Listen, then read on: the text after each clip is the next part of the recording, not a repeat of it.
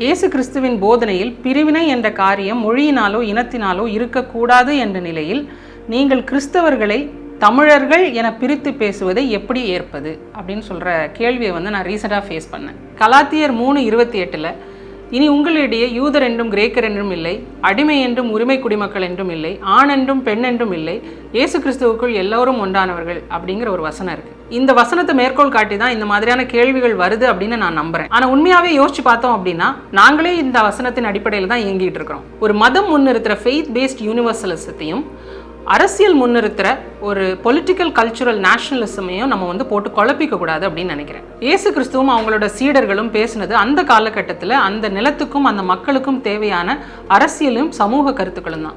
அவங்களோட நோக்கமும் எதுவாக இருந்துச்சுன்னா அந்த மக்களுக்கு தேவையான சமூக நீதியும் ஒரு டிக்னிஃபைட் லைஃபும் அவங்களுக்கு கிடைக்கணும் அப்படிங்கிறது தான் அவங்களோட நோக்கமாக இருந்துச்சு. ஸோ நாம் தமிழர் கட்சி பேசக்கூடிய அரசியலும் இந்த காலகட்டத்தில் இந்த மண்ணுக்கும் மக்களுக்குமான அரசியல் சமூக கருத்துக்கள் தான்.